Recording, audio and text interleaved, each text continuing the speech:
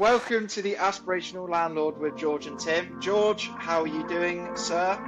Very well, Tim. Very well. How's the horses? How's the golf? How's the share club? Yeah, all good. Things that you keep yourself busy before you go to the nursing home.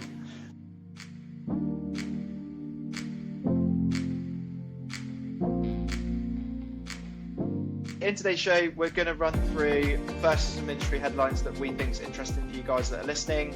George's going to give his take on it quickly. Second part of the show, we're going to go through the carrot and stick, which is our new segment. All will be revealed, so stick along. And on the third part, we're going to go through George's one thing. So the key takeaway for everyone to try and remember that's going to help you in your aspirational landlord career. George, cool. Ready to rock and roll? I'm ready to rock and roll. Let's do it. First headline today that we've got that we thought would be interesting for you guys was professional landlords to boom as amateurs forced out claim. So it's an article from Landlord Today, and it's from the chief executive of Grainger. They're Britain's biggest landlord, and it predicts the market will get worse in terms of constrained supply. What the article highlights, George, is Renters' Rights Bill coming into its final stages, so more regulation, and it's saying that Grainger's is already aligned to new legislative landscape, and they are very well positioned to perform very strongly in the future. What do you think, mate? He's absolutely right. He's completely correct in the way he sees things, the way he's positioned, the way they see the world. And I'll come on to that when I come on to my more carrot less stick piece, because he's just saying what I think. They're very well positioned. They have economies of scale. They have everything that are going for them, and the regulations which are hidden tax, will affect smaller landlords, amateur landlords as he calls them. A bit unfair really, but whatever. The smaller landlord with a smaller number of units, it's going to affect them because they don't have that economies of scale, just like the corner shop versus the supermarket. But that is the world we live in, and it's never changed. And every sector of industry and business has the same effect. It's the survival of the fittest, and generally the fittest are the biggest.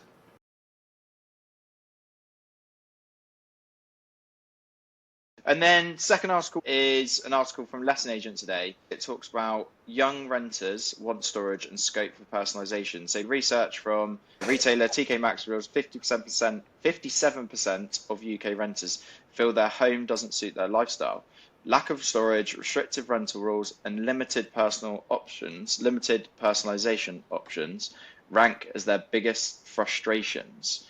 So it's talking about also that millennials and Gen Z are trying to overcome these challenges themselves by apparently drawing inspiration from social media.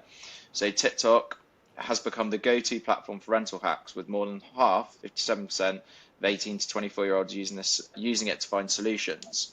So it's interesting, this personalization. So what do you think, George? What's your thoughts on the article? I think it just represents the fact that consumers change what they want from time over time. Storage is an important thing.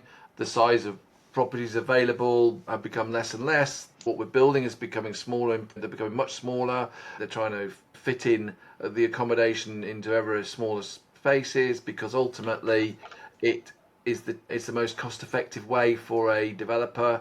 It's a cost-effective way for a landlord, but it doesn't suit the tenants, and ultimately we have to listen to the tenants, and we have to adapt and evolve a way so that we can, create a situation where we meet the need of the tenant.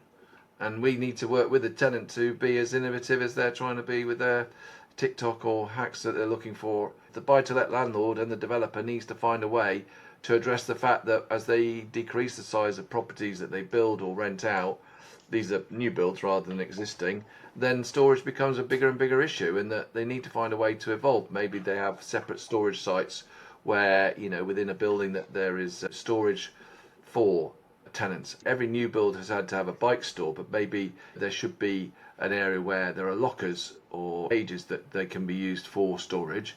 Equally, wardrobe space and stuff like that. Maybe inbuilt wardrobes or something that's a bit more, innovative, to maximise the amount of space by the way in which the property is constructed. Fitted out, not actually constructed, fitted out. I'm doing a lot of research at the moment around build to rent, and this personalization, sense of belonging, sense of ownership, they're all tied. It's all emotional needs that need to be met by the tenant, and if you as a landlord can meet the emotional needs of your tenants, then you will have very happy tenants, and they will look after the property, they will pay their rent, and they will treat it as their own home, which is exactly what we should want, hopefully, as aspirational landlords. Cool.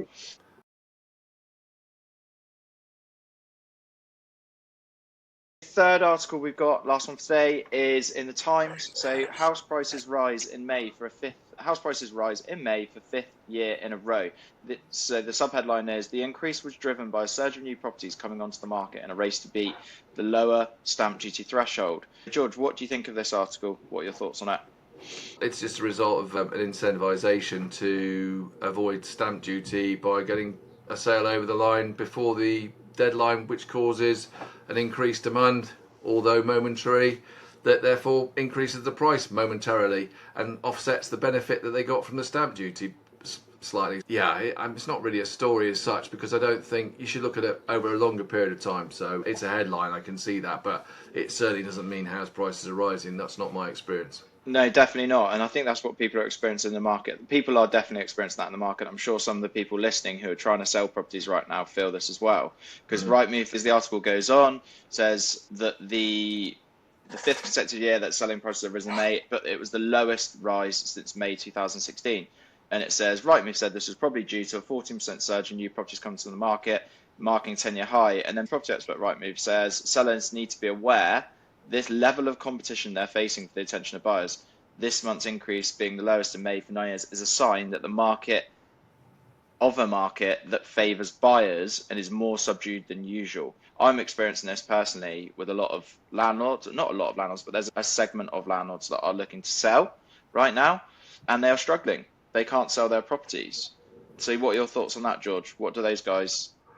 Well, on the surface, that all looks and sounds really good. That we've got this fantastic rebalancing of supply and demand, but it's a kind of like a manufactured supply increase that's only again passing, and I think it's just that house prices have increased so much that ultimately, eventually, it's going to be a buyer's market, because just like when a share increases in the equity, you get to a point where the number of buyers just disappears. It's not the fact that there aren't people who want to buy, it's just that the people who can buy are disappearing. I don't think it is an illustration that we've solved the housing crisis, because I think it's just an illustration of how bad the housing crisis is, that we're just losing sellers because the average person in the street is finding it harder and harder to buy a property. I think that's the key, isn't it? We're in an affordability crisis, clearly. And it also moves on in the article, the last part of it, to say that the house building goal is under threat. So the government's ambitious target, to build 300,000 new homes a year is under threat after off-plan sales, which is, I guess, a leading indicator. Off-plan sales fell to the lowest in 12 years. Figures from estate agent Hampton show the share of new houses and flats sold before they were built dropped to 31% of last year, the smallest proportion since 2012, down from a peak of 49% in 2016. This is a tricky one, isn't it? Because house builders rely on this forward funding progress to progress on site. So it's a leading indicator, isn't it, of probably that construction's gonna there's gonna be less construction in the pipeline, which is definitely not helping to get to 300,000 new homes. Thoughts, George? Yeah, this is a drop in demand based situation rather than an increase in supply situation, I suspect. So what will happen is, as demand drops, then supply will drop even greater, and you'll end up with not building enough houses. Yeah. So you'll just perpetuate the situation, because the fundamental thing is it's too expensive for somebody to buy a house. And that's just the reality. And you could say they should supply and sell at a loss. Maybe they might do to an extent, but ultimately they need to survive as a business, so they're not going to sell at a loss for very long. The whole economics of it is out of kilter. What they need to do is find a way to reduce the expense of building houses, because nobody can afford it. But everybody needs a property, everybody needs a house, and so then it just puts more pressure on the rental market, the more demand on the rental market, and it's like vicious circle. Somebody needs to help the construction industry by starting to think about carrots, not sticks. That's Definitely not part of my thing later on, but it is about carrot. You have to have a carrot for buy-to-let landlords to invest in property for new tenants, not existing, but new property, so that they create a demand that means that developers start to aim their building towards the buy-to-let market. So you'd actually knock two things on the head. You incentivize landlords or potential investors to to buy properties for the purpose of buy-to-let. That would increase the supply, would reduce the amount it costs to rent, would enable people to start saving so they could actually buy somewhere, and it would increase literally the amount of properties that are available. But you need to stimulate one market or the other, and you know what you're doing is you're stymieing the construction industry with all its regulations, and you're stymieing the rental market because it doesn't look great out there for individuals to buy properties to try and invest to make some money. It doesn't look good, unless you're like Grangers, when they're clearly better positioned than we are. So let's move on to part 2 of the show now. So this is a new segment that we're calling the carrot and the stick. Okay. Oh, no, actually, you got that wrong. More carrot, less stick. Sorry, George. More carrot, less stick. So this is going to hopefully be an interesting one. So we're going to talk about a topic George is going to run through, and it's a key theme of this podcast, isn't it? So more carrot, less stick. Maybe we should start with explaining, for anyone that hasn't listened before, what does that mean? More carrot, less stick. You've used incentivized economics, that phrase. You like that phrase quite a lot. I do that phrase a lot. I think that you can get people to do whatever you want them to do by incentivizing them to do, and you can get them to not do something by disincentivizing them to do. So but the point of the more carrot, less stick is that it's all right moaning about everything that's bad in this world and all the papers, but that's the world we live in. But there are carrots. There are things that we can actually do that is proactive. We can't change the way the government thinks. It's thought like that in eternity. So that's the purpose of more carrot, less stick. Incentivized economics comes into it, but this particular thing is more about highlighting what the aspiring landlord can do to counteract the effects of all of the regulations, to position themselves in a better place to be ready for what's coming. And let's be honest, in business there is no certainty. You have to change, you have to evolve, you have to adapt in order to be ready for the next tsunami. In 2008 it was a credit crunch, no one saw it coming. They never see it coming, and markets rise very quickly but they plunge even quicker.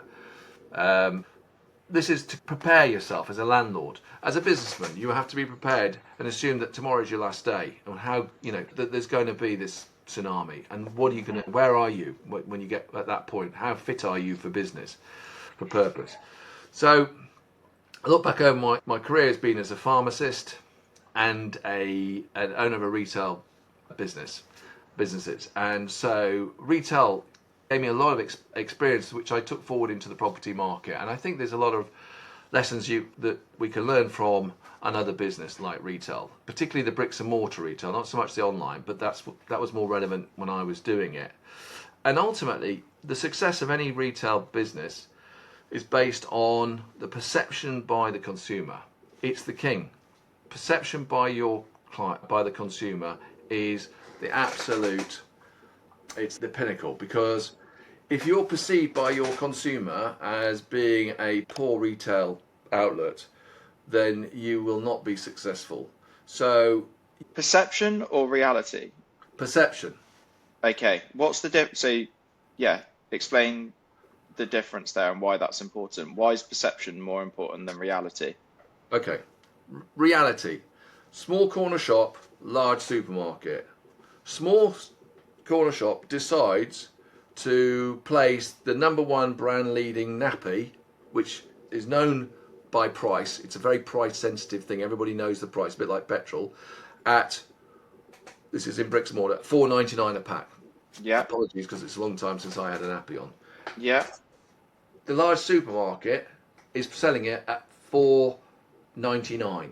Okay.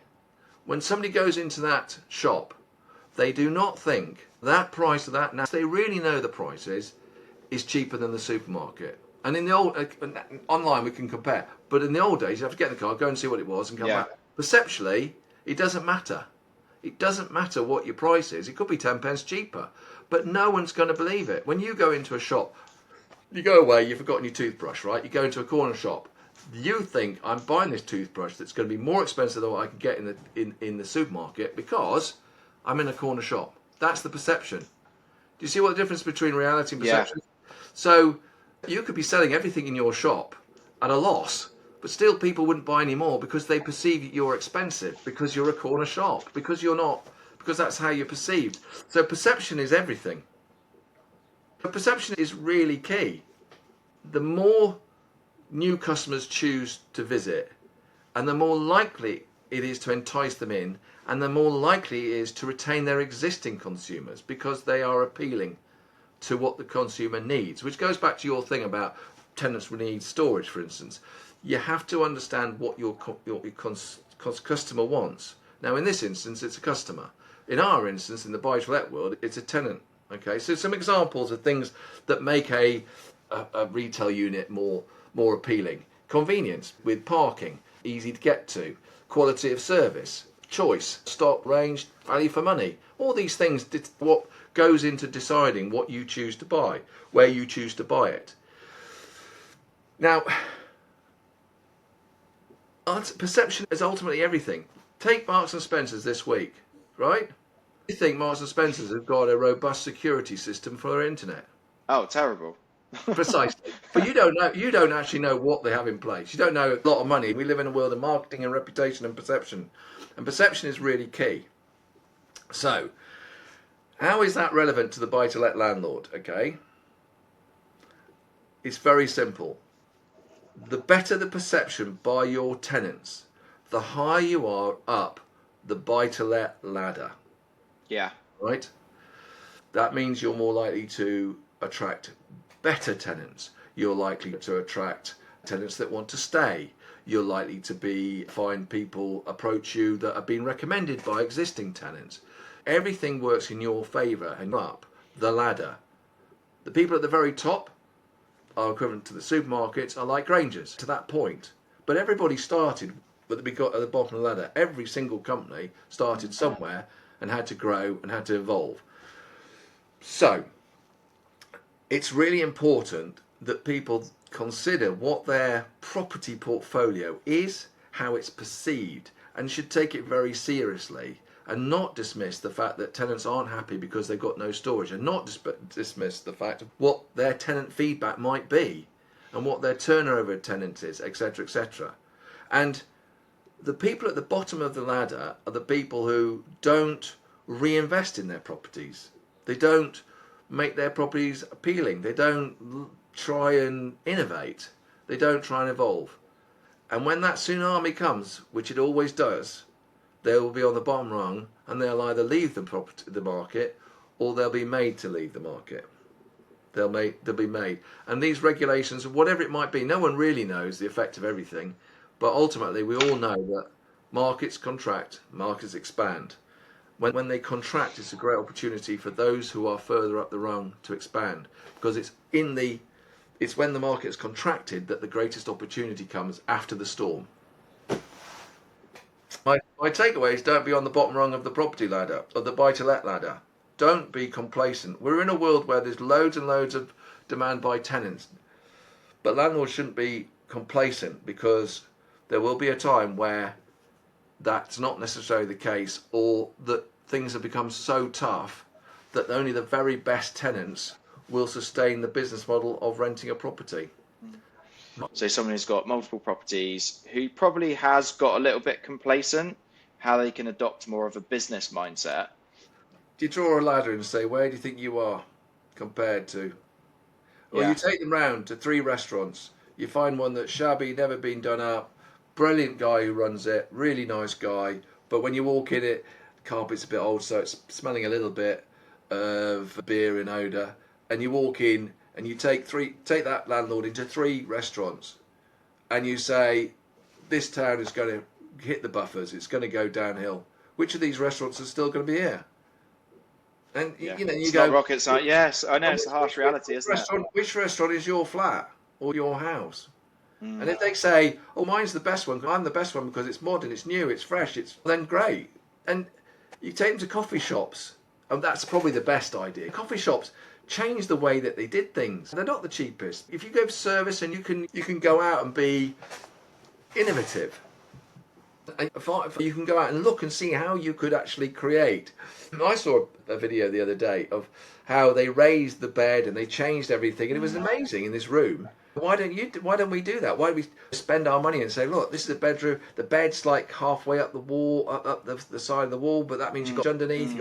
And they created it like these hacks. Maybe landlords should be looking at TikToks, not just tenants. Oh, exactly. That's exactly what I was thinking. About 15 minutes ago when we went through that article, I thought, why don't, as a landlord, you actually be proactive before your tenant moves in or while your tenant's still there and say, I've looked at these different videos. I wanted to send them over to you because here's some innovative ways that we can create more storage. George, going back to obviously your retail career, and you talked about perception, talked about some looking at the customer journey, brand, reputation. What other key parts from retail or from your other career that you really helped you in your career as a landlord? Retail is detail. In retail, they think of, if you're a customer and you walk into a large supermarket, you have absolutely no idea how you're being manipulated constantly. Not in a bad way, just so, for instance, they have heat maps. They know what's selling, where they're selling well, where they're not selling, things are cold, things are hot, because all the information goes through the EPOS system. So you can see you can look at your shop as a heat map. This is what's selling, this is what isn't. 60% of sales occur at eye line, all that kind of things. That's all detail. That people just think they walk into a shop and they wonder, isn't it funny how the biggest selling brand is just right at my eye line, and the one that I'm looking for that's the cheap one that I just want to get a bog stand one, that's on the bottom one, because I've got to look for that, basic one, because it's all about very small details. But supermarkets have honed their marketing. This was 30 years ago. I looked at property as a product, just it is like a shop unit. I looked at the things within it are the products. And you have to make sure that every single product is fit for what it's supposed to be used for, and not just say, I bought a property, I can rent it for £1,000 a month, and my mortgage is £700. That's, you have to think about everything. And so let's, for instance, like saying, what's perceptually something that people look for? An aspirational landlord should have aspirational tenants. So what is an aspirational tenant? Identify what kind of tenant you want. What we buy a property and then fit our tenants to the property. Yeah. The people who are building from scratch, they're thinking about what sort of tenant they want, what demographic, which demographic stays the longest, pays more regularly, look after the flat better. They're the ones that, the good tenants, just good tenants. If a good tenants have a choice. So while there may be a demand for properties, you want tenants who are aspirational, because aspirational tenants generally turn out to be very good tenants, in my experience. And so therefore you create an environment that's aspirational to them. I think one thing, George, that I can, from an agent's perspective, that I can tell people listening who are aspirational landlords is that exact point. There are a lot of tenants, but there aren't a lot of what I would say aspirational tenants, or maybe the types of tenants that you might want that are high quality tenants. But the reality is this is a business and you want the best tenants possible for your properties. And actually, that's a very small percentage of the total number of tenants that would usually apply for a property. So to your point, exactly that. They're a small number. So actually, the best properties are competing for a small number of tenants. Although the headlines would suggest that there's 100 tenants for every property and there's queues out the door. Yeah, there could be a queue out the door, but actually only 3 of those people can get in. So that, to your point, it's so important to identify if you can actually identify who your target tenant is, and then have your product specifically designed for that, then you've obviously got a much greater chance of meeting their needs and therefore converting and getting a great tenant. And sometimes that doesn't necessarily make short-term commercial sense, but long-term it does. So by putting in finishes that are way above what they could get away with, and going one step further, and it's a much better journey for the landlord. It's a much better journey all round. Sometimes you have to give to get something back later on. If you give a tenant a high quality finish and a high quality finished product, and you work really hard to make sure, even if the property is 10 years old, to put it back as much as you can back to how it was right at the very beginning, and you fix everything, not just some things, everything, you're sending a message to that tenant saying, It's important that you get the right place. It's important that you get a property that is fixed and is aspirational and is clean and is ready and fit for your purpose. Yeah, because you will get that back in spades. Because if you put somebody into a flat that's dirty with an old carpet, what can you expect the tenant to see it as, to perceive it as? They just perceive it as a flat that they want to get out of as soon as they can get some more money. That's how I see it. I suppose that's the other side of retail that I took, is that you have to invest in your customers. You have to create a relationship, particularly when you're small, because that's all you've got. The supermarkets, they don't know your name, but if you know someone, that really helps engender a sense of loyalty to you. There are lots of other ways that you can engender loyalty, but that's one way. Is there anything more you want to touch on that subject for more characteristic? I think that's the rant for the week, more characteristic. So, sounds good, George. Okay, there'll be one key point that if you can remember nothing else from this entire conversation, that you remember this one thing that's going to be the highest leverage, the highest ROI point that you can drive home to someone listening, George, who's an aspirational landlord. What is the one thing that you would want them to take away from today's episode? Aim to get on the rung that's above you. Perfect.